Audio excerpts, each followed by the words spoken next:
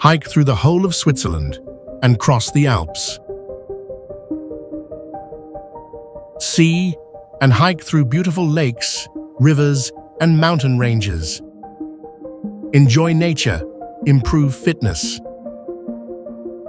These were all the ideas we had when we decided to go on the hike, but maybe one or the other is interested in how the idea came about.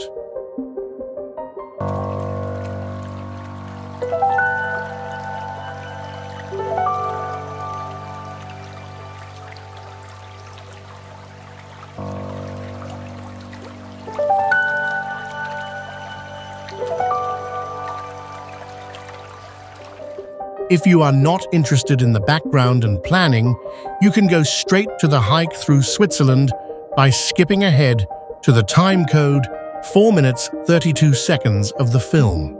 At the beginning of 2020, we started hiking more intensively. Heidi had received a book about the Cologne path for her birthday from friends, and we wanted to hike regularly. The Cologne path was our first project. It was on our doorstep and was already a challenge for us. 171 kilometers in 11 stages, which could be divided up further. The beginning was therefore modest. 9 kilometers from Zündorf to the Rodenkirchen Bridge, flat along the Rhine, and we were done. Nevertheless, it quickly became clear that we should not stick with the Cologne path. We had seen that the Way of St. James was actually a network of paths, and that part of it led from Cologne to Aachen. Project 2 was born and finished in 2020. We had gotten a taste for long-distance hiking.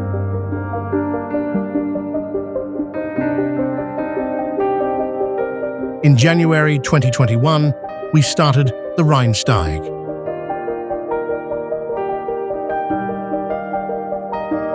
The view and the altitude were appealing.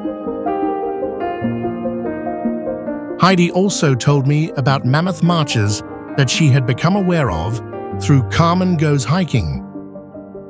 Extreme marches of 50 to 100 kilometers a day became the goal. Good training led to long-distance hikes, but then with longer daily stages. We became aware of the E1, the European long-distance hiking trail that leads from the North Cape to Sicily. Walking the entire route was not necessarily the dream, but in sections. So in 2021, we started walking the E1 with the Flensburg, Cheel route, and around 157 kilometers.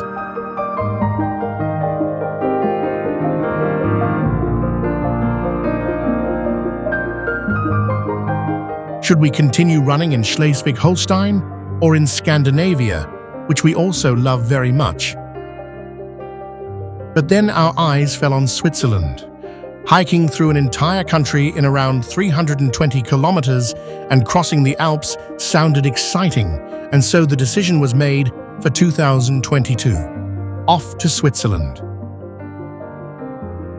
After our experiences in Schleswig-Holstein, where we initially traveled with a tent, sleeping bags, and sleeping mat, and ended up with a backpack weight of around 15 kilograms, we started in Switzerland with the concept of staying in hotels. This meant we only weighed around 10 kilograms. As a result, a list of possible accommodations was drawn up, and the hotels and accommodations were booked.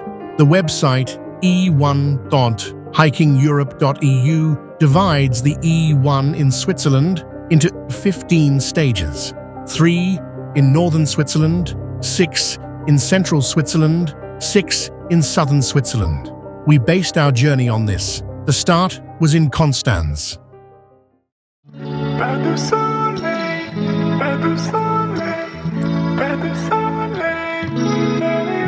It all started at the end of May 2022. After arriving and spending a night in Kreuzlingen, the town bordering Konstanz in Switzerland, we began our hike through Switzerland the next morning after a good breakfast. Einen wunderschönen guten Morgen. Wir sind noch in Konstanz und denn jetzt gleich die Schweizer Grenze zu unserem Abenteuer. Zu Fuß durch die Schweiz überqueren. Ich drehe euch mal rum. First briefly back to Germany, and then on the official route of the E1 back to Switzerland. The E1 uses the Via Jacobi, the Way of St. James, number 4 in the numbering of Swiss hiking trails, up to Lake Lucerne. On this stretch up to Einsiedeln, it is also called the Schwaben Way, as it was used by the Swabians on their journey to Santiago de Compostela. Despite this importance, this path was not very popular, but at least you met hikers now and then, or actually more pilgrims. Later in Ticino, encounters with hikers were much rarer. At the beginning, we went along the Saubach to the edge of Bernrain, from where you once again have a fantastic view of Konstanz and Lake Constance. The first stage was 18.2 kilometers and 470 meters in altitude in terms of distance and elevation, so it was a bit of a time to get used to it. The landscape was reminiscent of gentle parts of the German low mountain ranges. Really very beautiful.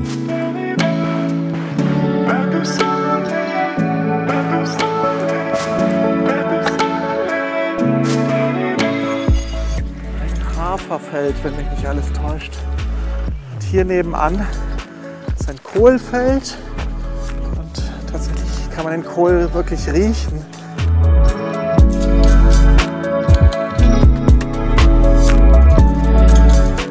And so we reached our first overnight bed and breakfast accommodation in the early afternoon, shortly after crossing the River Thur, which gives the canton of Thurgau its name.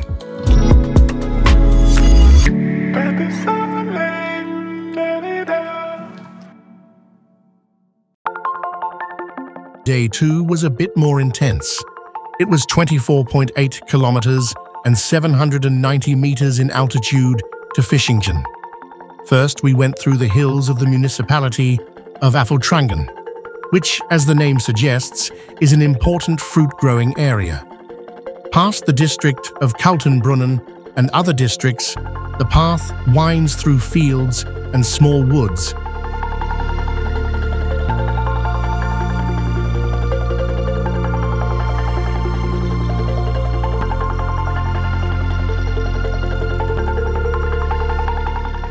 Until you finally reach the Murg River in St. Margrethen.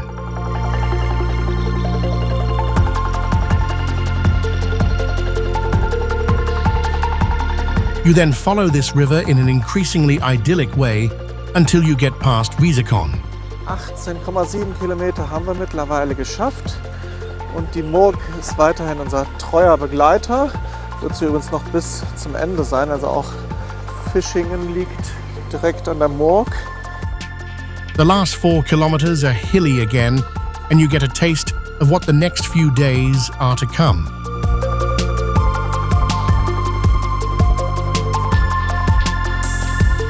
When you finally emerge from the forest at Chilberg, you can see the beautiful Fischingen Monastery in the valley, the destination of the day's stage, where we also spent the night. Today, this includes a seminar hotel and a pilgrim's hostel run by an association, as well as a monastery brewery and a carpenter's workshop. Today, 6 Benedictine monks live in the monastery again. It is very quiet.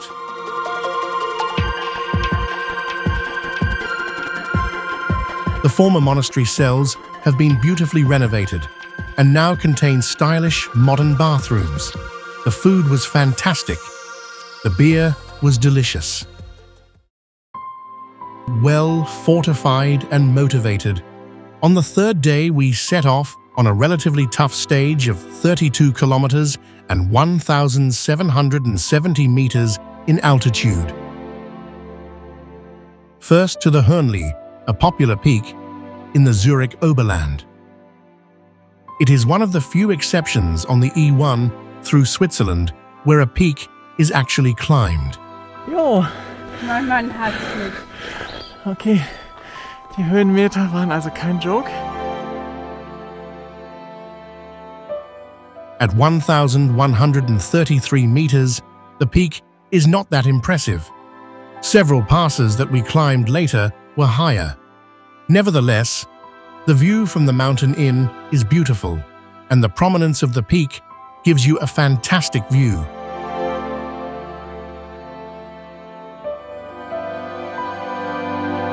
Here we were also able to spot the two Mython for the first time, two peaks that we only passed 2 days later. Then the descent into the Töstal. Wenn ich es richtig sehe, kommen wir jetzt ins Örtchen Steg, aber für alle, die Alpakas lieben, ist das da, glaube ich, noch viel spannender.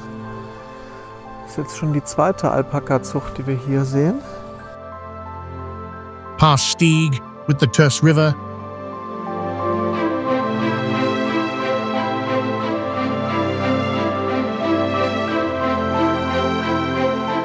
And along the Mühlebach to Gibbswil. Here the ski jumps catch your eye, and you pass the Jonah River for the first time, at whose mouth in Lake Zurich you will later reach your destination for the day. First we left the Töstal Road, and with it the Jonah, and walked about 200 meters higher above the village of Wold. Wir haben hier eine Bank gefunden, wo sich der Ausblick wirklich lohnt. Der Regen scheint sich wieder verzogen zu haben und das hier unten, das Örtchen, müsste Wald sein. Und man sieht allerdings jetzt hier im Umland schon Berge, die einen deutlich alpineren Charakter haben. Und wenn ich da in diese Richtung zum Beispiel gehe, dann sieht man da schon mal schneebedeckte Gipfel.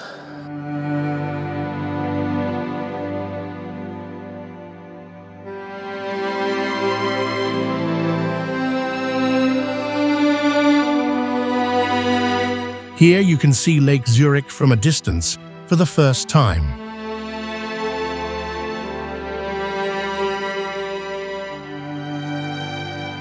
Then the descent to the Jonah again, which is already quite wide in places.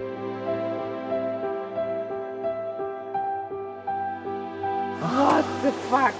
And immediately the ascent out of the valley to pass and walk around the village of Ruti above. Finally down to the Jonah again and through the Musriat to Rapperswil, where you reach Lake Zurich. Here we treated ourselves to a good meal and had a delicious dinner in an Italian restaurant before falling into bed, tired. We had hiked through northern Switzerland. We were looking forward to the fourth day because it began with us having to cross an 841 meters long wooden bridge over Lake Zurich, which is very shallow at this point. The bridge in its current form was inaugurated in 2001. However, a wooden bridge was already completed at this point in 1358, at that time 1,450 meters long, because the adjoining dam did not exist in its current form. It rested on 546 oak piles. Here you can see a drawing that was made around 1780. In good weather, as we had, crossing the bridge is an experience. It and the neighboring dam separate the upper lake from the main Lake Zurich.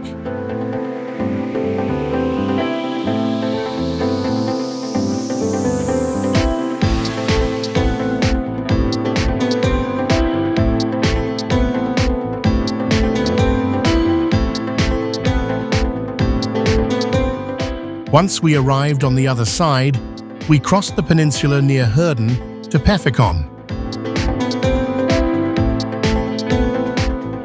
where the climb towards Etzel, Pfäffikon's 1,097 meters high local mountain, finally began. On the sometimes quite steep and arduous path up, there are always fantastic views of Lake Zurich.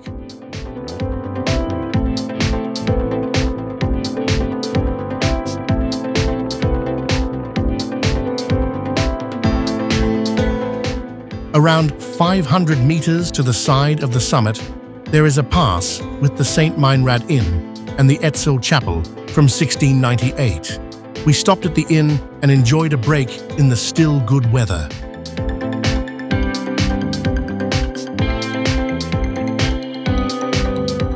Even though you couldn't yet see Lake Cheel because of a ridge, you could still make out the view.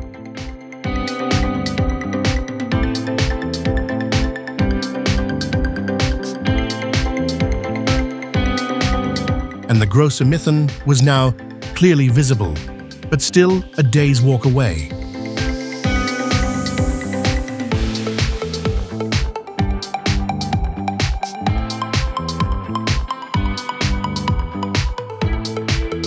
After the break, we went down to the Teufelsbrug over the Cheel, the small river that is used a few kilometers south to dam up Lake Cheel.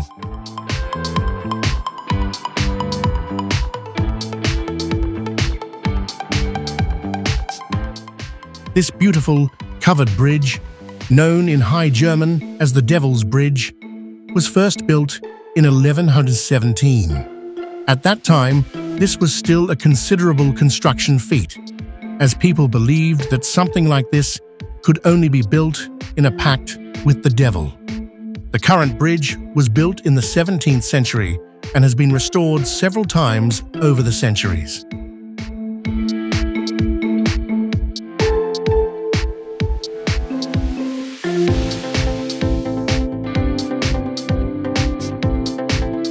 The Dr. Paracelsus was born in 1493 on a former estate right next to the bridge. His name is still a household name today, as he reformed medicine by introducing chemical, biological dynamic concepts that became particularly widespread after his death. As a result, his name is still associated with naturopathy and holistic medicine.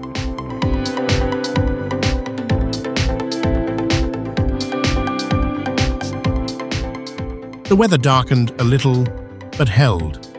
We continued past the Chantenau Raised Moor and Nature Reserve through the Cheel High Valley.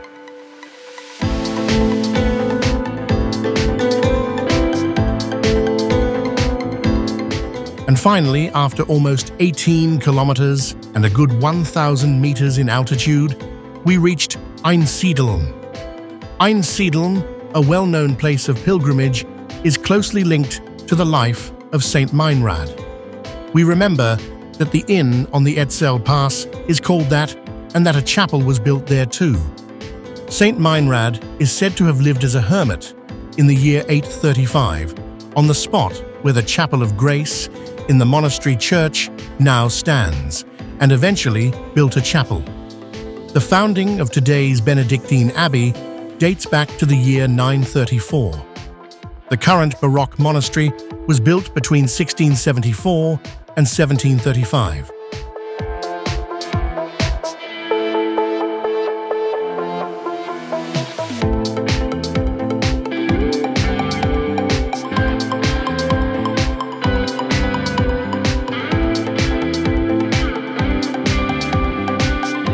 Inside, breathtaking frescoes and stucco work can be admired. The ceiling fresco is the largest in all of Switzerland. Day 5 took us along the Alp River.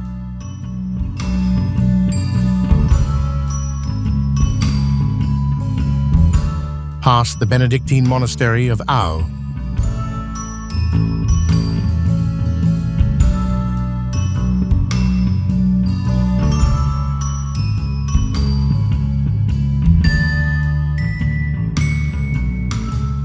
To the village of Alpthal.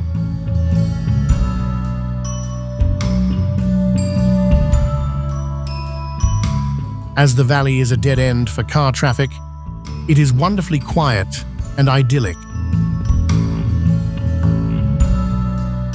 The 1,898 meters high Mitten, which is only 4.5 kilometers away from Alpthal, now dominates the picture. At the end of the village, the steep climb began with a gradient of up to 25%, initially heading sideways towards Großbreckenstock.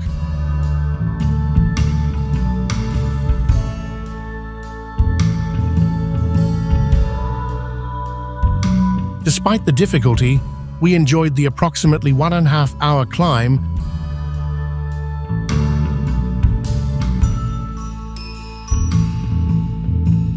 to the 1,414 meters high Hagenegg Pass.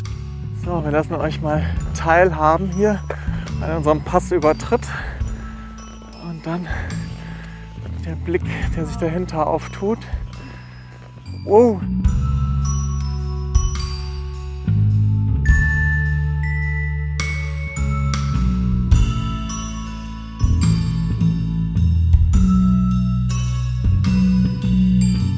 Where we stopped at the Mountain Inn. The small Mithun dominates here, and you have a wonderful view of Lake Lowers.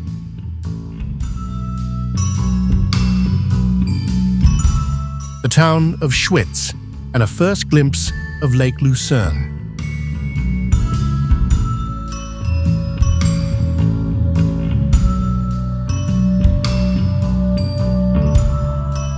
After a delicious pancake soup and drinks, we began the steep descent towards Schwyz, now with a gradient of up to 27%. The Poles served us well here. Wir fressen jetzt die ganze Zeit Höhenmeter nach unten und eigentlich ist es runter ja unangenehmer wie rauf. Zwischenzeitlich hat es ein bisschen angefangen zu regnen, sodass wir auch mal die Regensachen rausgeholt haben. As soon as you leave the steep part of the descent behind you, the paths become streets and you approach the town.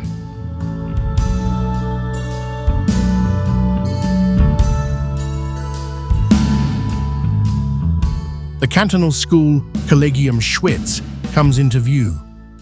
Today's public secondary school, with around 400 students, emerged from a Jesuit college. The school opened in 1844. Which explains the imposing building with 2 inner courtyards. When we noticed that it was a school, we immediately thought of Hogwarts or of ancient, venerable universities. In 1972, the building and school became the property of the canton of Schwyz.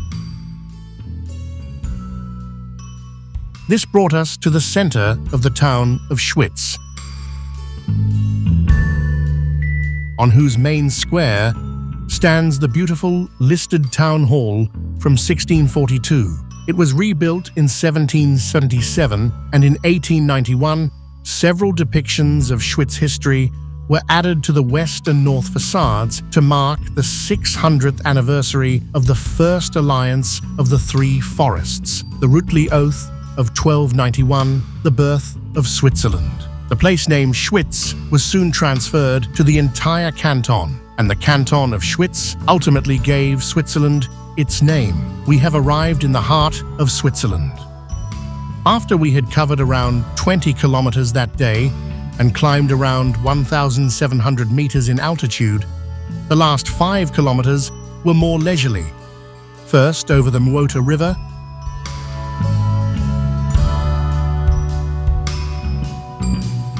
then over fields of the Morcote Plain,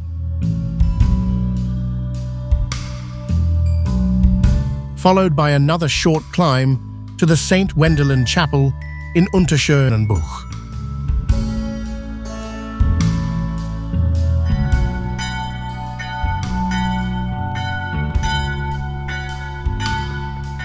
The chapel, originally built in 1635, was rebuilt in 1721. The chapel still enjoys great importance among the population today as a place of pilgrimage to the patron saint of farmers.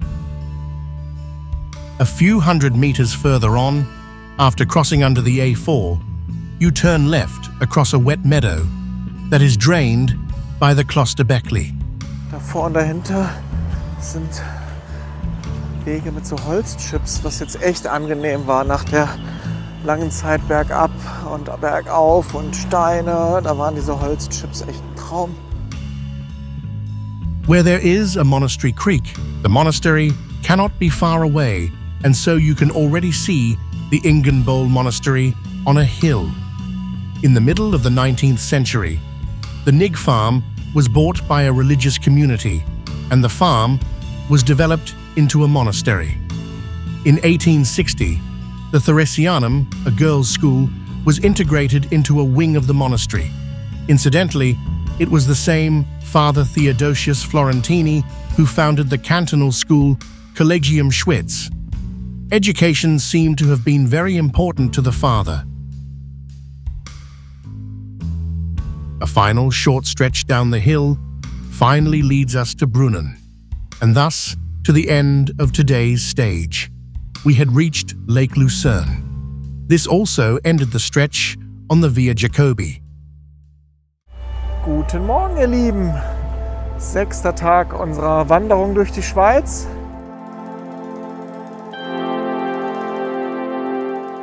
Day 6 was supposed to take us along Lake Lucerne on the Swiss Way, number 99, in the numbering of Swiss hiking trails.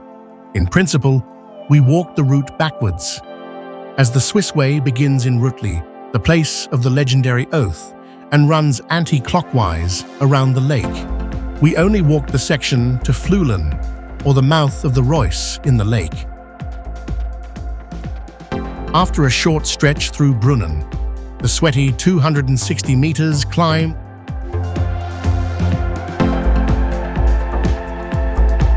through the Ingenbola forest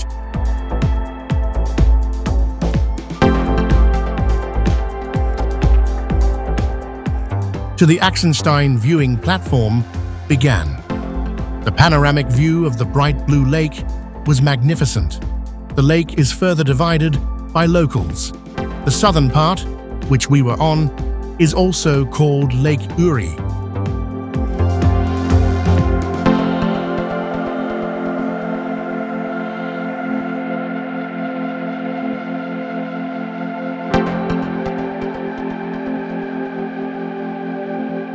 The middle section, which runs west from here, is Lake Gersauer. In the very northwest is the so-called Krustrichter, or in High German, Kreuztrichter.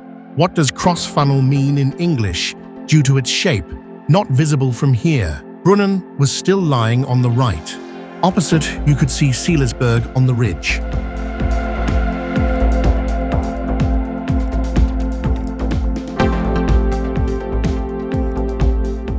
Further to the left were the imposing snow-covered Uri Alps, with the Brunnerstock, Blackenstock, and Uri-Rottstock mountains, all almost 3,000 meters high. The feeling of the view was indescribable. Finally, in central Switzerland, and then this breathtaking view. Despite the 1,300 meters of altitude that we walked that day, we enjoyed every step. Now came a short stretch downhill to Morschach. The Ore lies a good 200 meters above the lake on a natural terrace. Until 1969, a cog railway ran up here from Brunnen.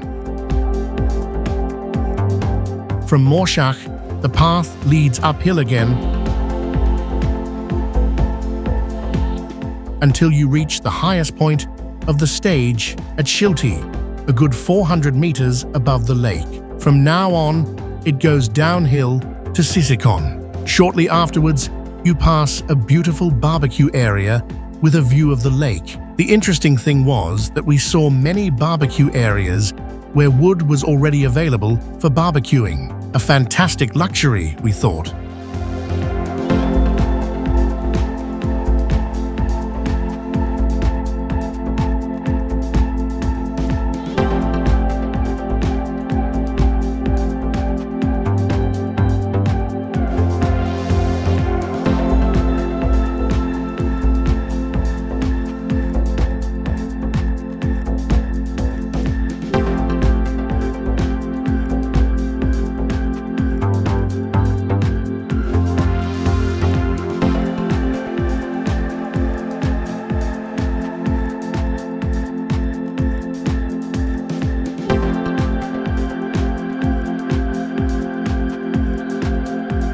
The path down now becomes increasingly steeper.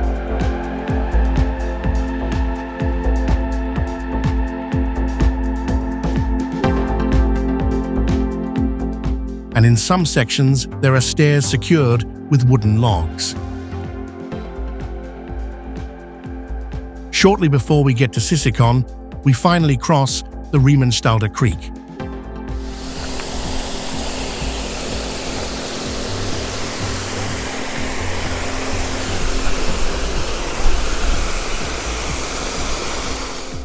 We walked through the village quickly, and since the path then led along the lake, we didn't really expect to climb many more meters.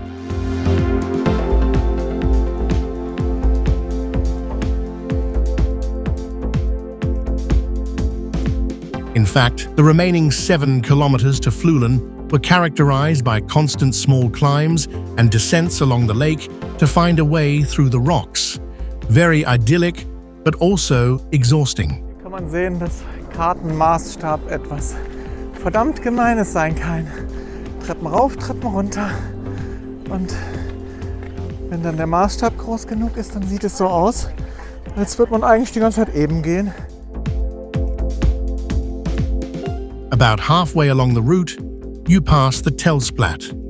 William Tell is said to have escaped here by jumping out of the boat of the Governor Gessler onto this rocky slab. In the chapel, 4 frescoes show the Rutli Oath, the Apple Shot, the Tell Leap, and Gessler's death in the whole Gasse. Very impressive in this environment. The following stairs and a climb to the Axenstrasse require reserves of strength again.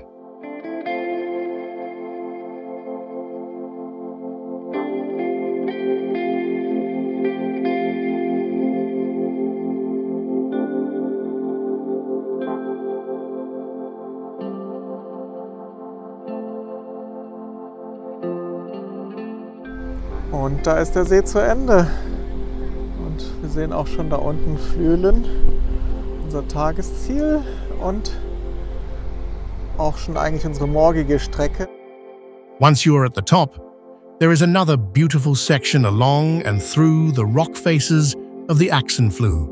Huge rock arches and columns support the mountain under which we partially walk and give an idea of the effort that went into building the original Axenstrasse. You can also see stones lying in the safety nets above you, and here and there, debris on the path. Rockfalls seem to occur regularly. A narrow wooden footbridge leads under the Sulzeg Viaduct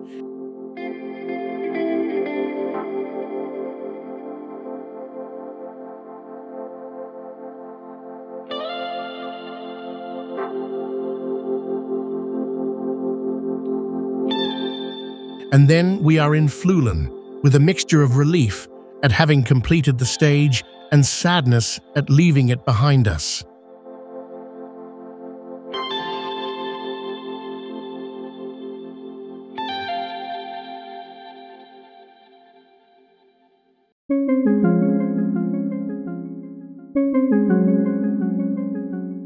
Fulero, Amsteg, on the 7th day, it was time to say goodbye to Lake Lucerne.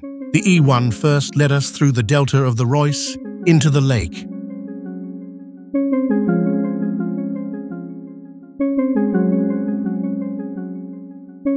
The morning mood not only gave us the freshness, but also a few encounters, such as here with a deer that jumped through the delta. On this day, the 3,073 meters high, Briston was also our guide, as it lies just behind Amsteg, the stage destination. After crossing the Reuss, we turned left, and the river was our new companion for the next 3 days.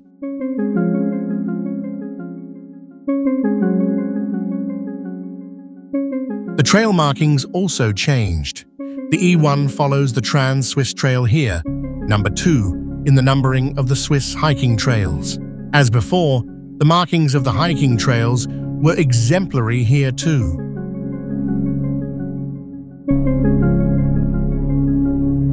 Today's stage was relatively flat and, especially at the beginning, very parallel to the A2.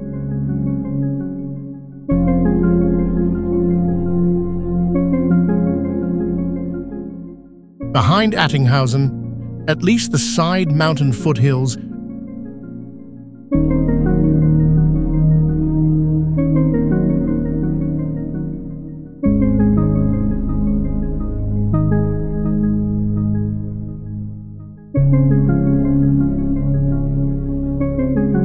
and a small tunnel passage gave the stage a bit of charm.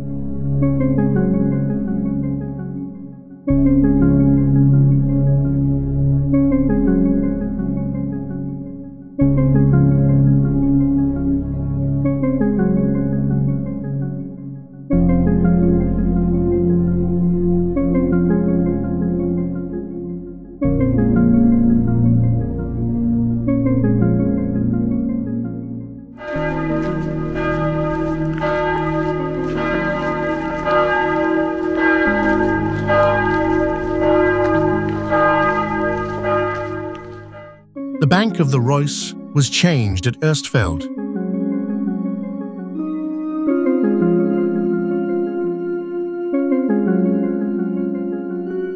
The fact that Erstfeld is also home to the north portal of the Gotthard Base Tunnel means that the Swiss Federal Railways operate a maintenance and intervention center here. For this reason, the canton of Uri also operates a so-called heavy goods traffic center here, which we had previously passed about 3 kilometers to the north. The Swiss aim, according to the Traffic Shift Act, is to shift around a third of today's heavy goods traffic to rail.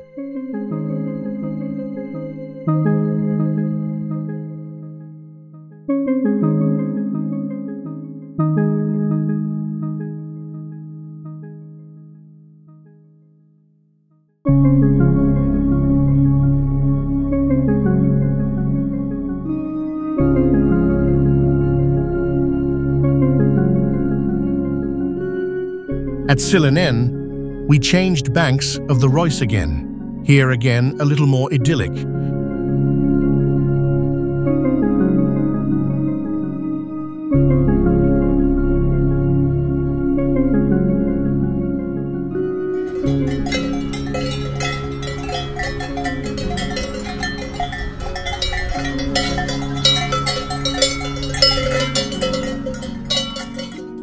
Before finally changing banks again in Amsteg.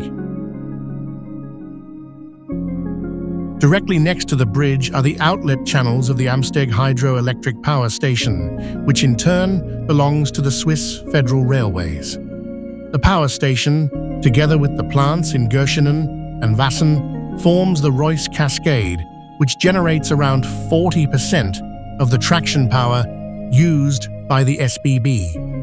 The water is diverted at the reservoir in Pfaffensprung, which is around 280 meters higher, as we were to see the next day. In Amsteg, we stayed overnight in the venerable Hotel Stern und Post, where Johann Wolfgang von Goethe is said to have stayed.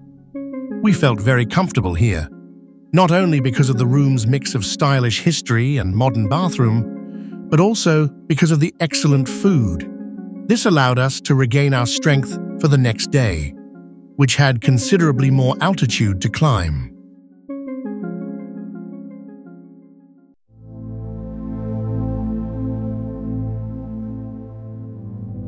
Well rested, we started the stage the next day with the first meters of elevation, of which there were around 1,300 on this day. The Reuss Valley suddenly became much narrower here.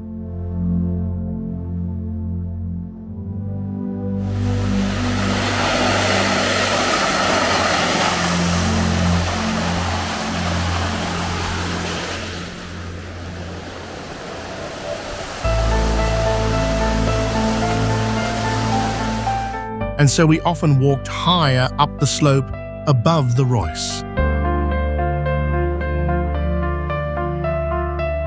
There were beautiful alpine meadows on the slope.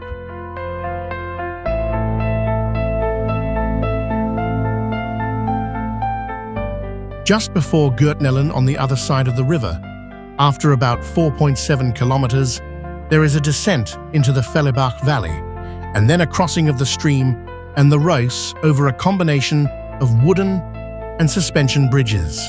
The bridge system was inaugurated in June 2007 as part of a more attractive route design for the Trans-Swiss Trail and the Via Gottardo, which run parallel at this point. It is really very attractively designed and an experience. The suspension bridge is also very stable and hardly swings, so even nervous people should have no problems here. It has a span of 35 meters and runs 16 meters above the Reuss.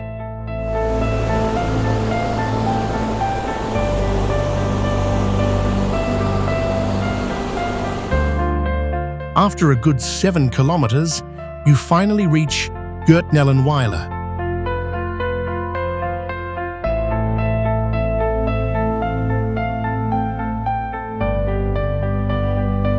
Then you hike up the slope without realizing that the parallel railway line has to make a loop in a tunnel through the mountain in order to gain the same height.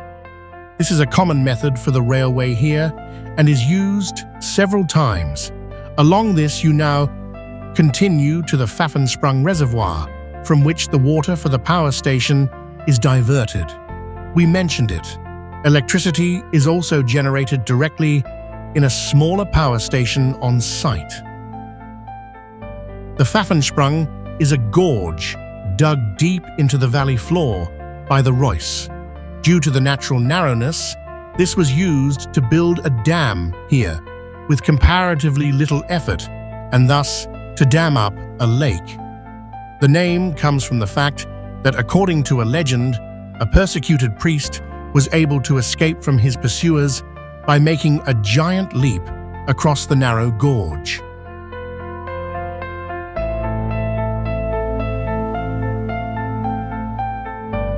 We continued around the lake, finally over the Reuss again, and after a climb, you can already see the usual traffic jam on the A2 before the Gotthard Tunnel. We reached Wassen. The last stretch before Göschenen was partly a path again,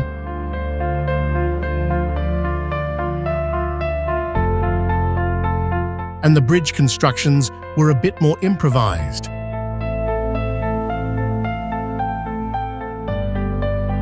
But that made nature even more fun.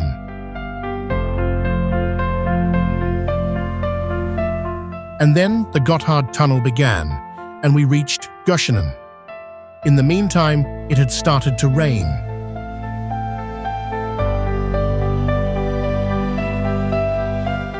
For us, however, it was up the Gotthard Road towards the pass, or rather towards Andermatt, our destination for today. Already on the first stretch in the Schollenen, the gorge between Göschenen and Andermatt,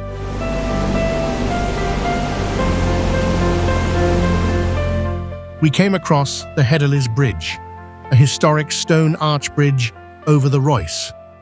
The bridge was originally built in 1649, was destroyed by a flood in 1987, and rebuilt true to the original in 1991.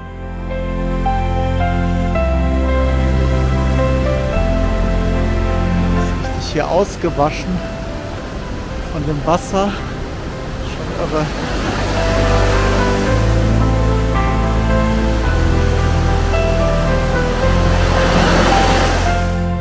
The path continues steeply through the Schollen, often on the protective galleries of the Gotthard Road. Here we had to climb another 350 meters. In between, there were beautiful views of the Reuss Gorge.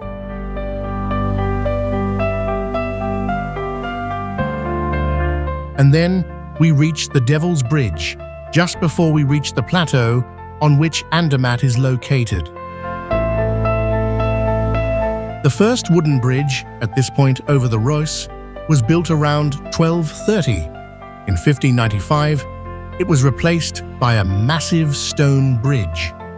The current bridge is a second parallel bridge that was completed in 1830.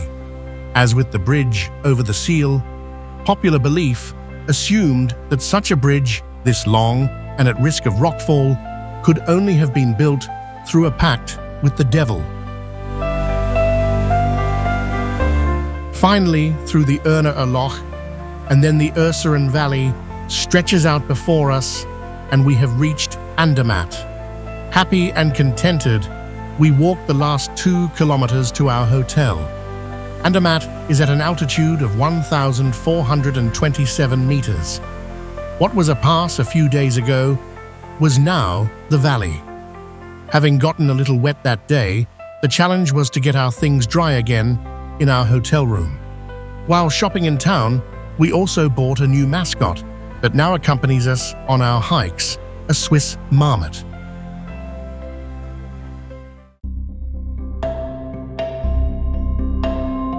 The 9th day dawned, and the stage was to take us over the Gotthard Pass. First, we went back to the Reuss.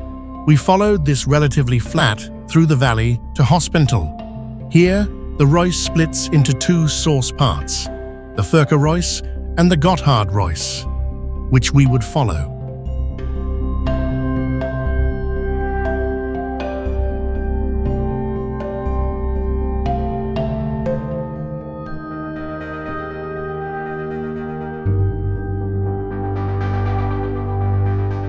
The climb then began in the town.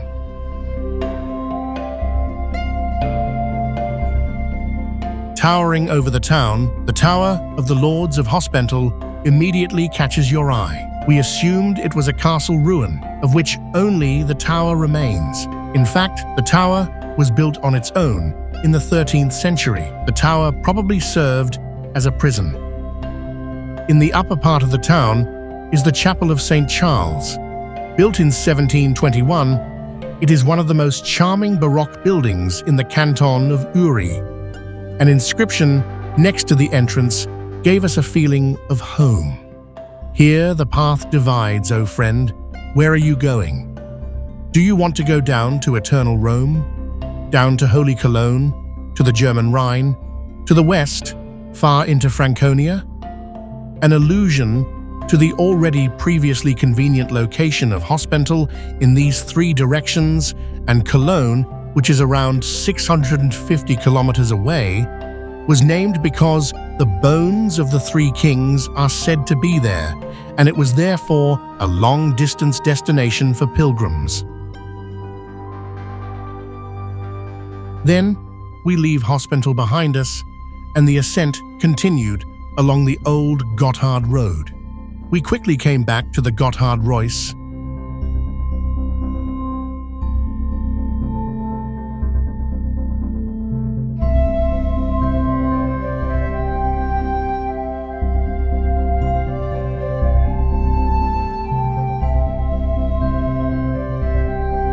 And after the first 150 meters ascent, we reached the Gamseg Weir system and passed the Gamseg Alpsteg.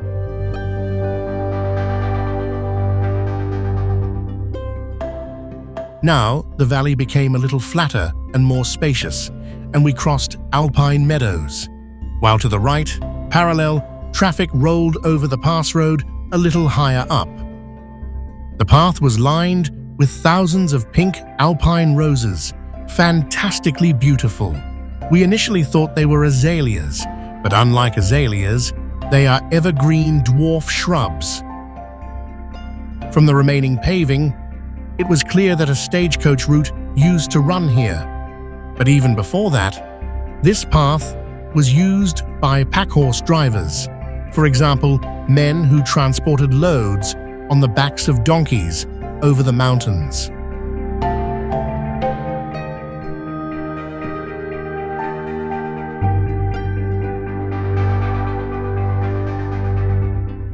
Shortly before Metterley, we passed the large ventilation shaft of the Gotthard Tunnel.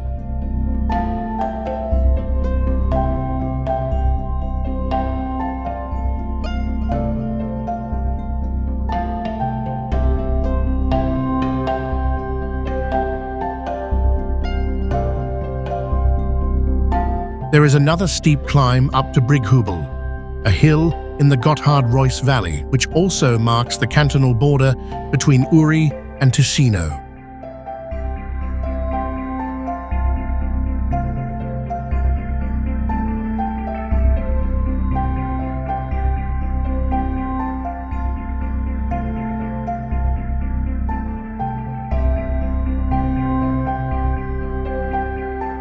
This is where part of the old Gotthard Road begins again, or the Strada Vecchia Gottardo as it is now called here, because we are now in Italian-speaking Switzerland. 9,5 Kilometer und wir machen jetzt erstmal hier oben ein Päuschen. Wir sind zwar noch nicht ganz am Pass, aber jetzt geht's relativ flach weiter. And shortly afterwards, we're able to admire the first gentian of our hike. On the last stretch to the pass, we were able to experience traffic routes from 3 periods. The old mule track that we are hiking on and that leads over the wet meadow here, where meltwater from the snow is still collecting. The old pass road from 1830 on the right and the modern road on the left, which has been expanded with a gallery to protect against rock falls. Just before we reach the pass, the dam of the Lago di Lucendro, visible from afar, is on the right-hand side. Behind it is the source of the Gotthard Reuss. And then we had really reached the pass, the highest point of our hike.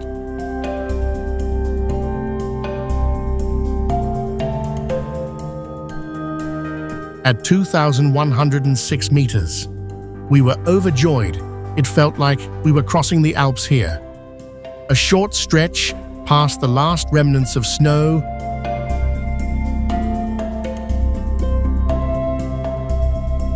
and the Lago della Piazza, and then we reached the Ospizio del San Gottardo, the hotel at the pass. Here we treated ourselves to a longer break before descending to Airolo. After a panache, a beer lemonade mixed drink, in this case without alcohol, we set off again. Now we went over the Tremola, the historic pass road on the south side of the Gotthard, steeply downhill in tight serpentines. After just a few hundred meters, we passed the Cappella dei Morti, the Chapel of the Dead. And on the left was the lower part of the Lago de' Morti, the Lake of the Dead. Opposite, you could see the new pass road with its galleries. The Tremola, paved with granite stones, overcomes around 340 meters in altitude in 24 bends. The hiking trail offers the possibility of taking another shortcut between the bends, but this comes at the cost of an even steeper gradient and only a narrow path. Since we each had a good 10 kg of luggage, we only used the hiking trail in the places that seemed a little flatter to us and otherwise walked on the Tremola. The traffic was very manageable. The old pass road is mainly used by cyclists and motorcyclists. The stream that accompanied us on our way down is the Foss.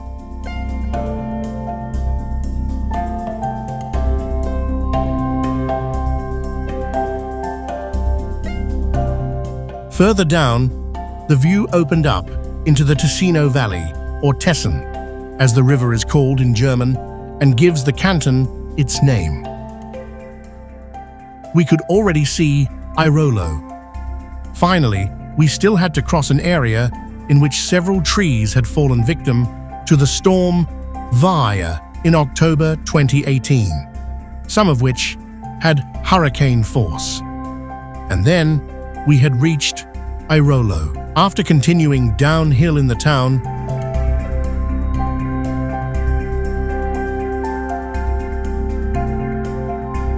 we passed the church on hill in the town.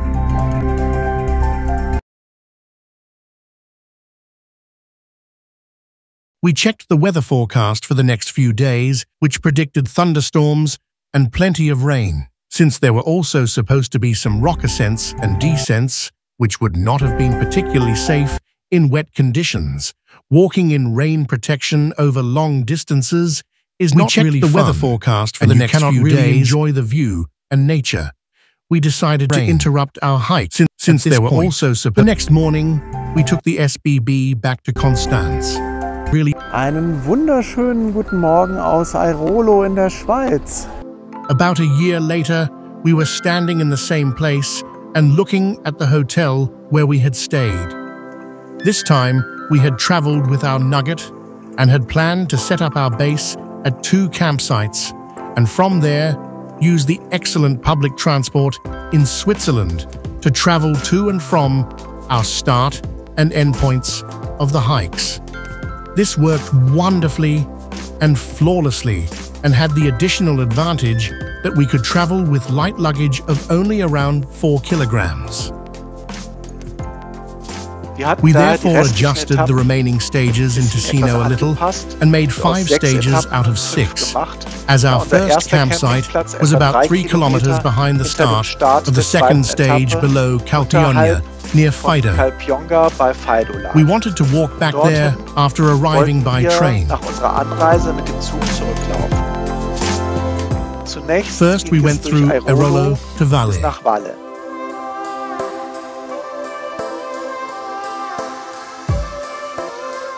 There we walked around the lower part of the Canaria Creek Valley, which at this point has already climbed a good 1,500 meters.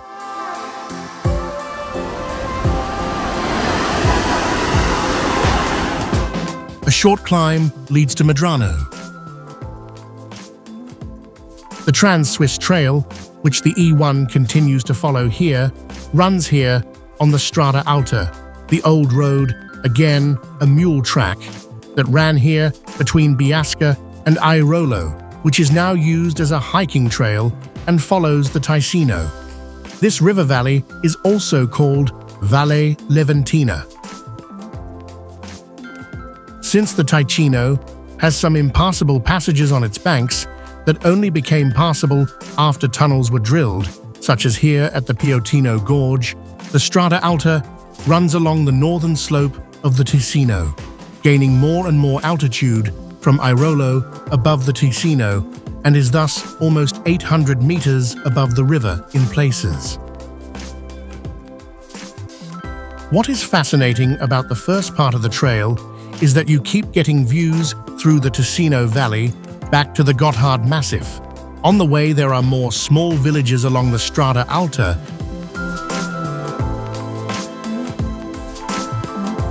and beautiful nature like these fire lilies lining the path. The Ritom Funicular Railway runs just before Altanca.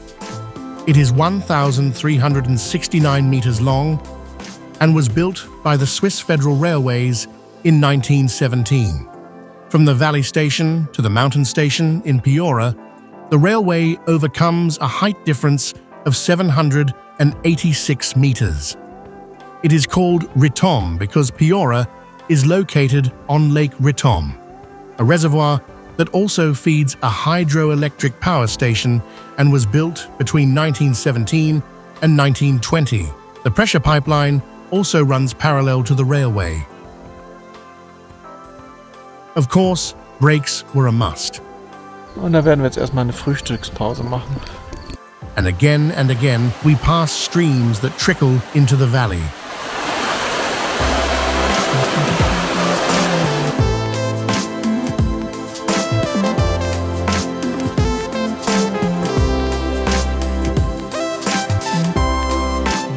Behind Lurengo comes the Bosco d'Urs mountain forest, which is rocky and no longer as easy to walk as the path before, and represents a natural demarcation of the upper Valle Leventina and thus high above the Piotino Gorge, the border to the next section of the valley.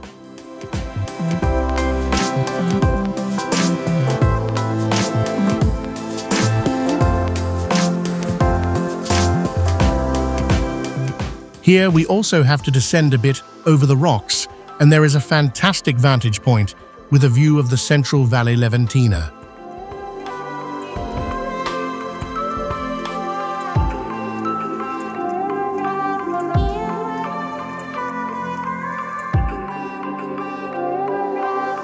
When we arrive in Fregio, we once again have this ambivalent feeling of being happy to have this passage behind us and being grateful to have been able to enjoy these views.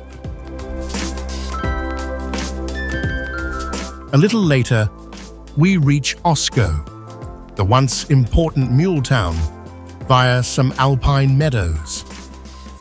Here we are just in time to enjoy a delicious lunch in the Albergo and Osteria Marti as planned. First, we had a delicious salad with fresh ham, cheese and bread. As a main course, ricotta gnocchi with nettles, and to finish off a dessert of chestnut mousse and baize. All very tasty.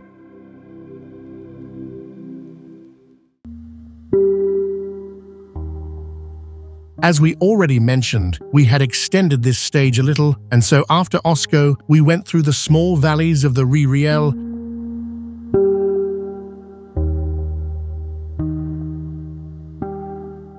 and Riceresa, and finally through the Riale Formigario.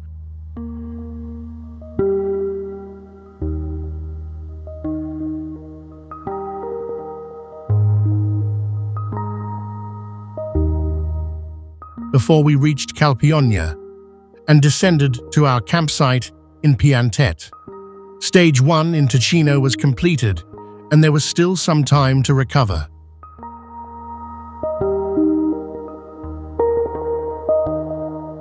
Our 11th day began the next day in Calpionia and only had about 9 kilometers to go to Anzonico. We continued through the woods, and the beautiful streams that crossed our path were not missing. Here is the Rie di Trioc.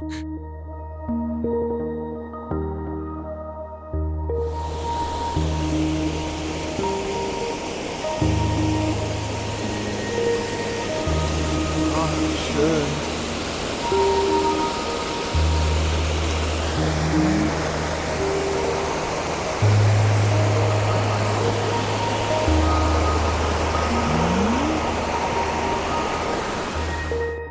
And then we had already reached Figione. The clouds were still hanging in the surrounding mountains, harbingers of what was to come.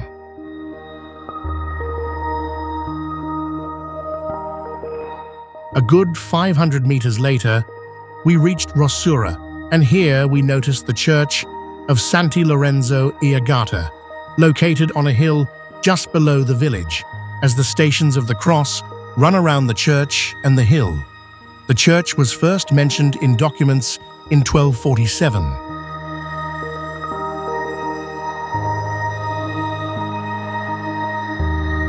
Here is also a picture of the very beautiful interior of the church. The frescoes are from different eras. Behind Tengia, there is another waterfall that flows down a terraced rock face.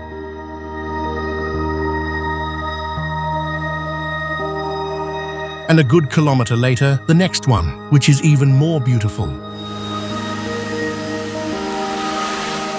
Not 50 meters further on, there is another one. Nature is simply lavish with impressions here.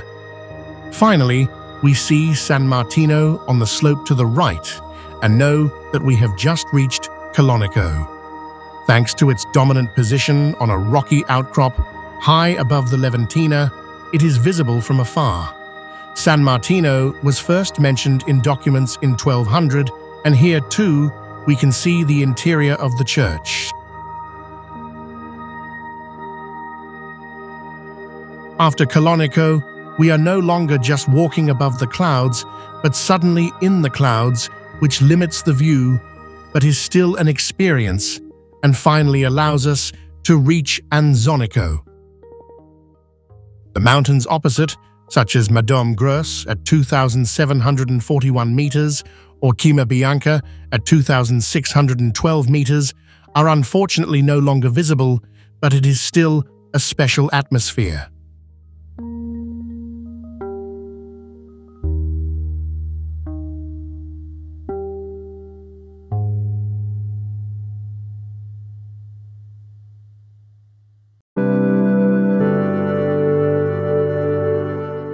We had not covered much distance and altitude that day, and so we continued on to the next stage as planned. Via Cavagnano, the next town, we continue through the clouds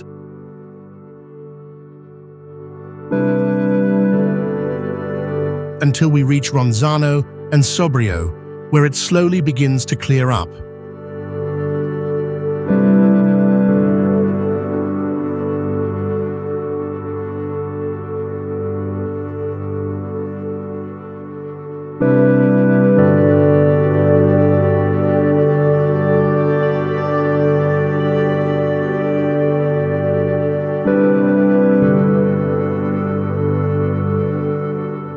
Very fitting as after Sobrio, we go through the Vallone Gorge over the Riale Dragon.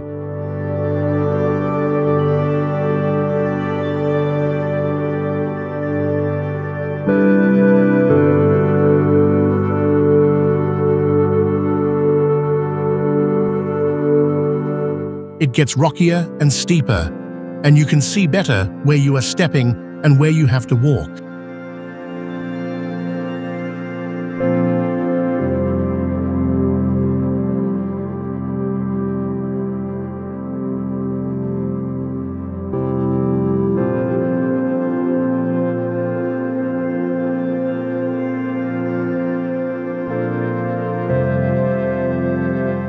We are also happy when we can leave this section behind us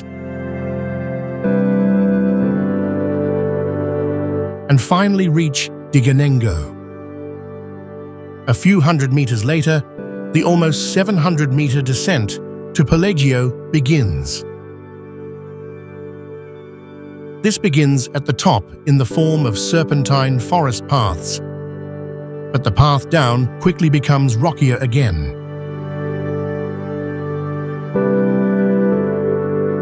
Finally, the Ticino Valley becomes visible, and with it, the goal of the descent. Even if the lower part is once again littered with boulders, and you get the impression that the path had to be varied after Scree Falls.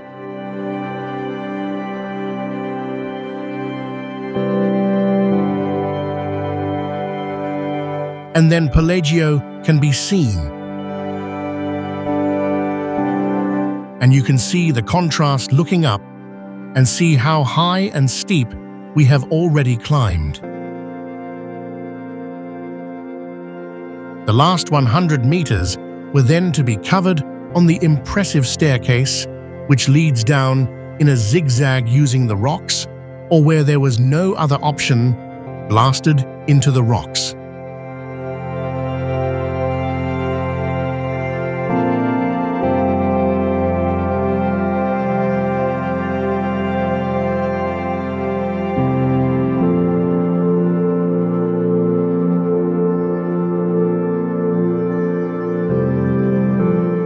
Relieved and proud to have made it through the northern part of Ticino, we treated ourselves to a break on the bench at the foot of the stairs.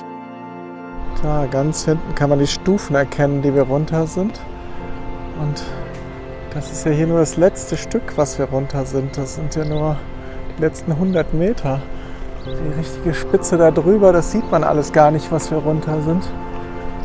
Aber absoluter Wahnsinn. The last 4 kilometers are flat through the Ticino Valley.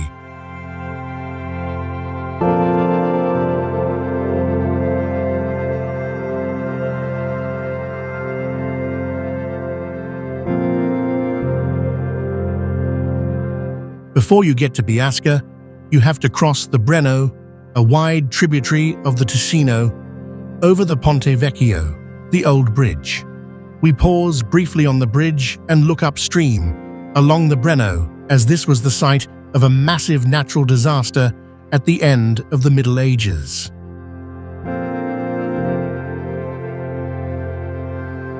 In September 1512, there was a gigantic landslide here, the Buzza di Biasca, today's Pizzo Mang on the right. This created a 60-meter-high wall that blocked the Breno, so that it was dammed up behind it in the Valle di Blenio to form a reservoir about 5 kilometers long. The lake already had a name, Lago di Malvalia.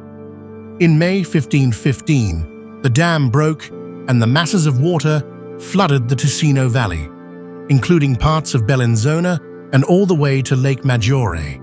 Hundreds of people died, first in the landslide and then again in the flood wave.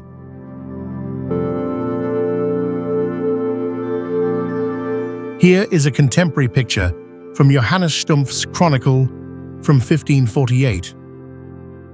And here, the demolition site on Pizzo Magen seen from the side. Part of the area was renaturalized with the waste from the Gotthard Base Tunnel. Coming to Biasca, the 2 churches Chiesa di Santa Carlo Borromeo, and further up the slope, Chiesa Santa Pietro e Paolo catch the eye.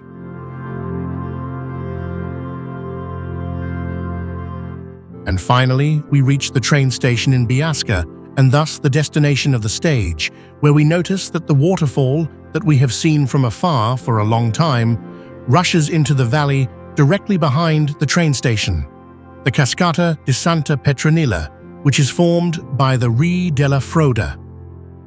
We used the following day as a rest day and changed campsites. For the rest of the days, we set up our base directly on Lake Lugano, from where we could reach our starting points by train and then return again. Einen wunderschönen guten Morgen aus Biasca. The next day, we took the SBB back to Biasca, and from the station back to Ticino. Today's route was to take us almost entirely along the river for around 25 kilometers to Bellinzona. For once, it was a very flat stage. We first crossed the Ticino and then walked along the western bank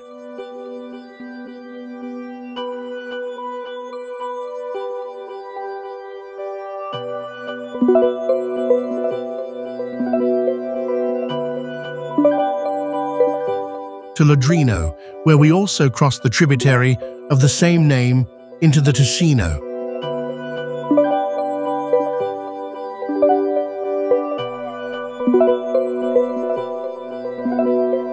Shortly before the town, we passed the region's quarry around 500 meters away.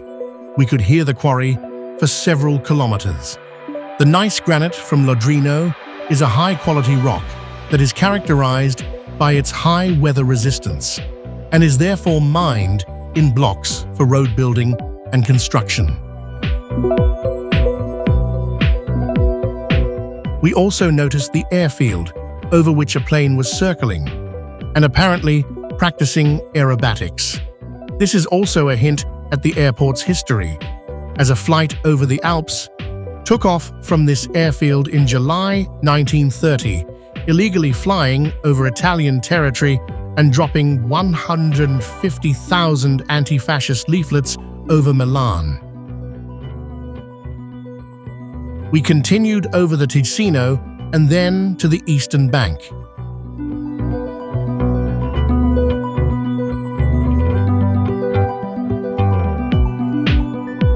About halfway behind Cresciano, there is a small sculpture park right on the path. Hier sind überall so Metallskulpturen.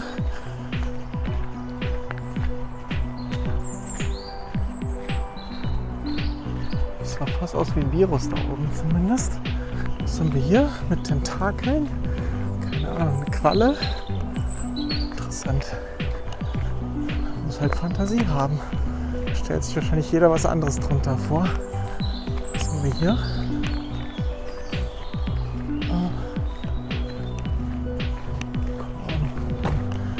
Tulpe, das sieht aus wie ein Ritter. And on the Ticino, a group of young people overtake us in rubber dinghies.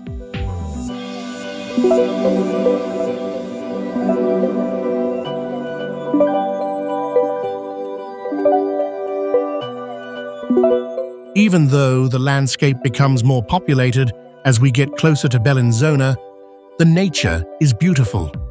Here too we see fire lilies and huge dandelions of the meadow goat's beard.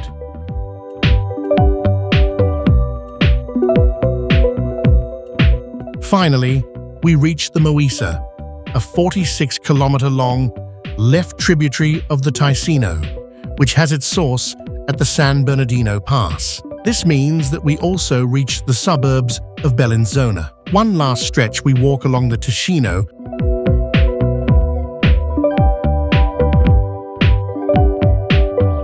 before we walk towards the city at the Lido Pubblico, the public swimming pool of Bellinzona, and end our stage again at the train station. We had seen the city the day before. Here are a few impressions of the historic center of the city. With around 43,000 inhabitants, Bellinzona is the second largest city in the canton of Ticino after Lugano.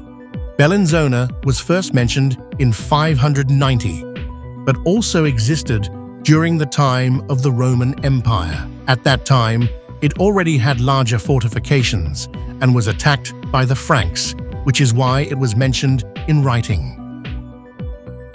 The entire complex of the castles of Bellinzona and the preserved parts of the city wall, as well as the Murata, the defensive wall that sealed off the valley of the Ticino, are UNESCO World Heritage Sites. In the center of the city lies the Castel Grande, on a rocky ridge above the old town. Anyone in the city should definitely visit the castle. The Romans are said to have built a castle here as early as 16 to 15 BC to secure their conquests in the Alpine region. The Castello di Montebello is on the opposite mountain slope, but the rest of the old town is also worth seeing. Here, you will also find the Collegiata San Pietro e Stefano Church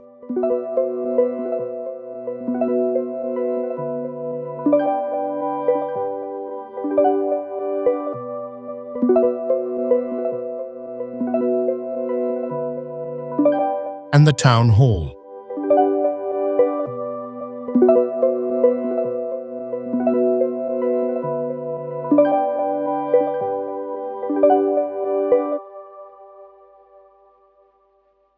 The following day, we had another special stage ahead of us. At around 23 kilometers, it wasn't particularly long, but with over 2,000 meters of altitude, it was intense.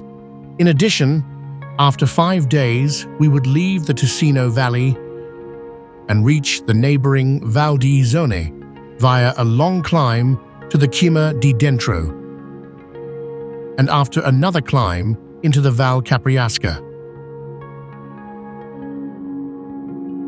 First, we went to Giubiasco, but on the way there, on the opposite side of Ticino, a good 3.5 kilometers away, we could see the Ponte Tibetano Carrasque on the slope of the mountains. To be precise, the impressive suspension bridge spans the Valle di Cementina with a span of an incredible 240 meters at a height of up to 130 meters. Even from a distance, it was clear to us that we definitely wanted to visit this bridge on a later visit to Switzerland. Here is a close-up picture.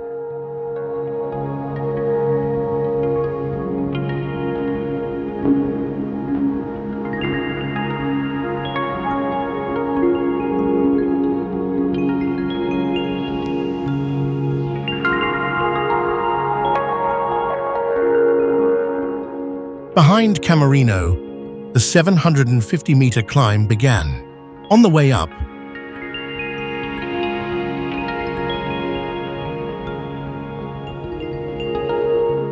you pass some houses that can only be reached on foot.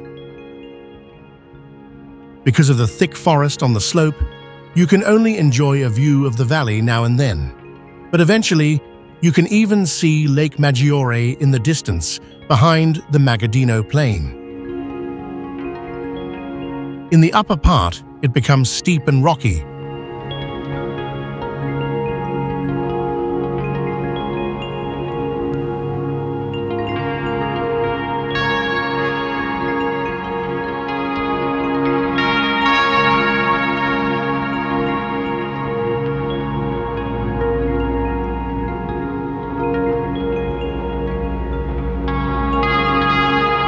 Before the forest thins out, and you reach Cima di Dentro.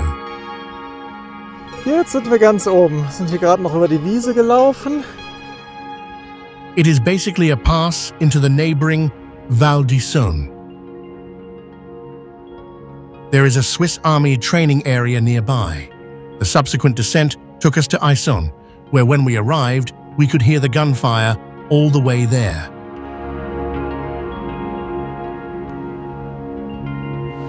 After crossing the Videggio, where our campsite was located at the mouth of Lake Lugano, we went uphill again to Murec. The place seemed to us to be sparsely inhabited and quite poor. Mountain villages in particular have the problem of maintaining their population numbers, and thus the buildings, even in Switzerland. From then on, we walked on the slope, past the odd stream.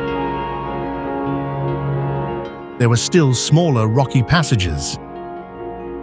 We even crossed goat pastures. Na, jetzt sehr klein. And were glad that they kindly let us pass. And then reached Gola di Lago. All that remains of the lake that used to be here is a peat bog. There is a small climbing area in the rock opposite. Here we also see the pass into the Val Capriasca and our first glimpse of Lake Lugano in the distance. As our feet were already hurting quite a bit, we left the hiking trail and went onto the road.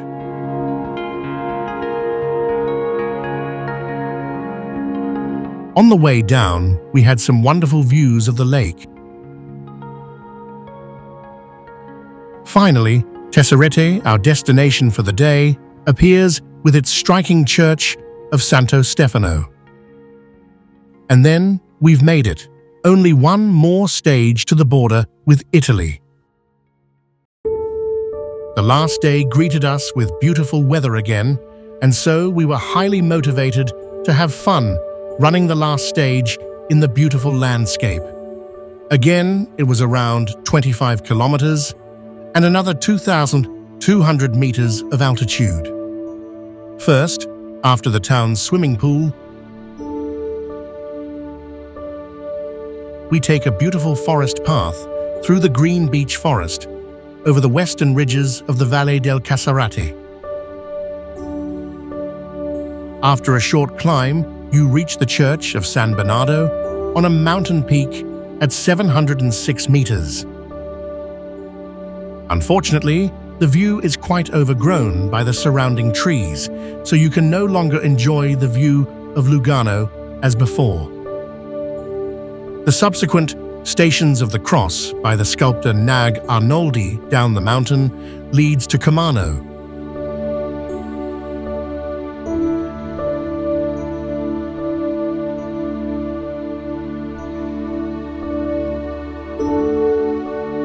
Comano is now the headquarters of the television studios of Italian-speaking Switzerland. Continue to Porza, from where you have a fantastic view of Molino Nuovo, the northern district of Lugano, and Lugano itself from the hillside. Molino Nuovo means new mill in English, which indicates that the city's grain mills must have been located here in the past. Since 1951, the district has also been home to FC Lugano's stadium, with a reduced capacity of 6,330 seats. FC Lugano plays in the Swiss Super League and won the Swiss Cup in 2022. And then we reached the center of Lugano. Coming west of the hill on which the train station is located, we descended the stairs and came to the Cathedral of San Lorenzo. The cathedral's bell tower with the large clock dominates from the outside.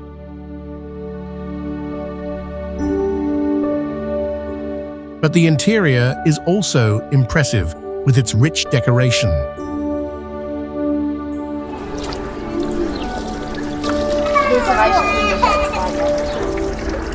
Ich liebe das. Das ist das Schönste am Wandern. We continue along Via Cattedrale down into the old town, where after a walk,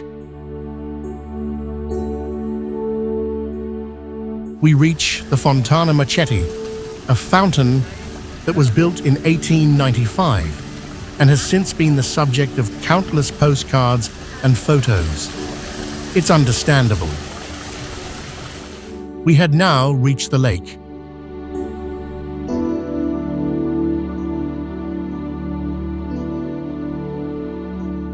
Opposite, Monte San Salvatore was now clearly visible, and the next and final challenge of our hike through Switzerland. We had to climb it at 912 meters, which meant that we had another 640-meter climb ahead of us.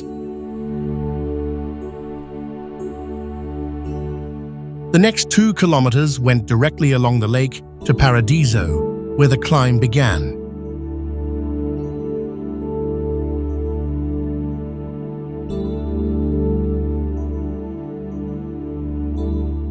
On the way, we noticed the Salita degli Angeli, the ascent of the angels, on the side.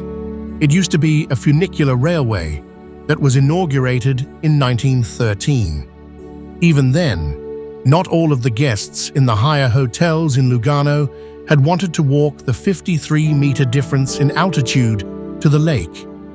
The name comes from the church of Santa Maria degli Angeli below.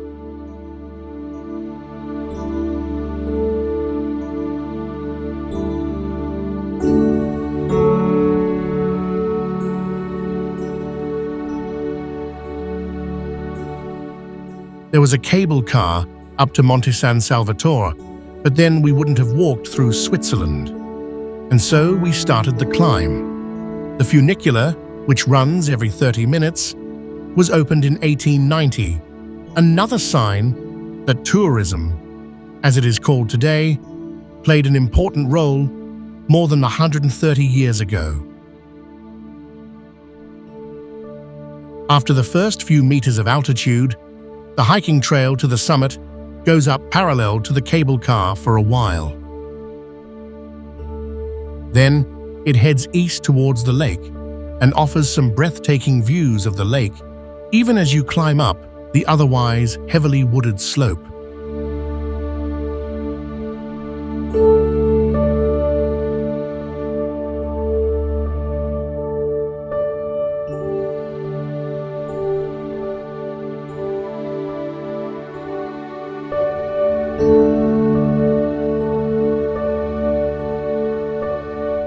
The last section then changes to the western side of the ridge, and you also have some wonderful views of the western arm of the lake. And finally, we climbed the San Salvatore. First, we went to the summit terrace.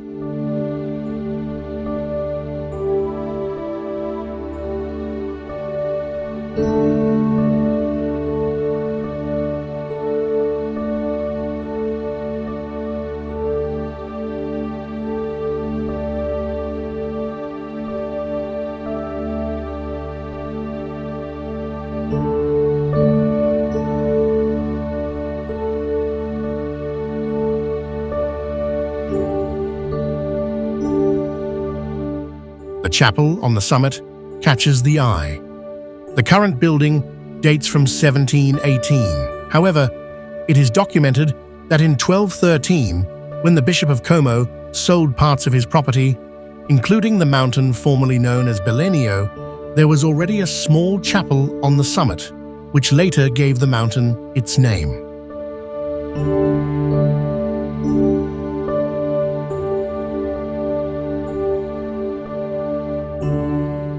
Next to the chapel, there is also a Swisscom transmitter. What is less well known today is that a well-known lightning research station operated on the San Salvatore from 1943 to 1982. After visiting the summit terrace, we went to the guest house a few meters lower on the southern edge of the summit. Here we took a somewhat longer break and enjoyed panache and soft drinks. We still had to refill some water and carbohydrates and rest. Then we began the descent, this time southwards towards Siona. The first part in particular was quite steep and rocky.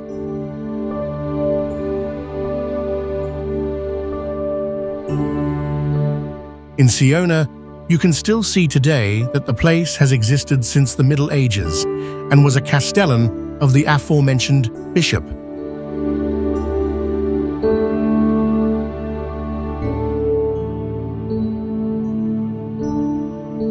San Salvatore can now be seen behind us. In Corona, we can hear the bells of the church and still have 5.9 kilometers to go.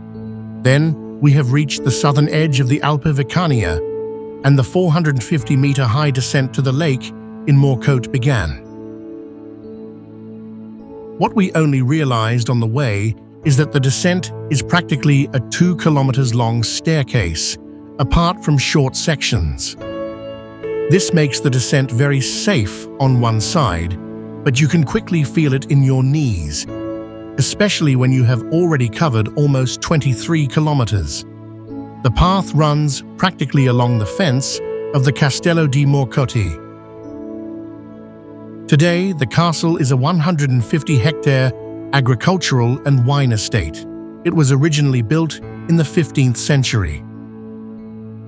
Here, too, the landscape is not lacking in beautiful views, and at some point, Porto Crescio, on the other side of the lake in Italy, can also be seen. The place that can be reached via the ferry connection from Morcote, and where the E1 then continues in Italy, but it is still a few meters to the lake and into the town.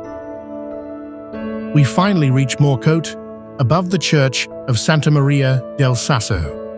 The church was originally built in 1478. The striking bell tower, which can be seen from afar, was not completed until 1729. The cemetery on the side distracted us so much that we overlooked the direct descent to the lake with another 404 steps, and so walked down into the town. We were taken with the small town.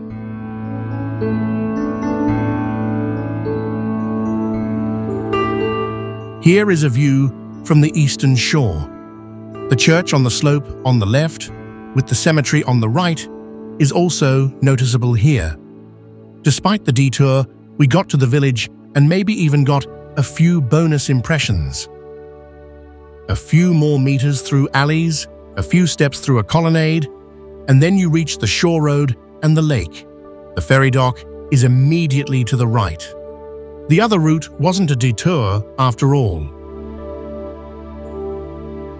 We have reached the end point of our hike. After about 319 kilometers, starting in Konstanz, we have hiked through Switzerland in 14 stages.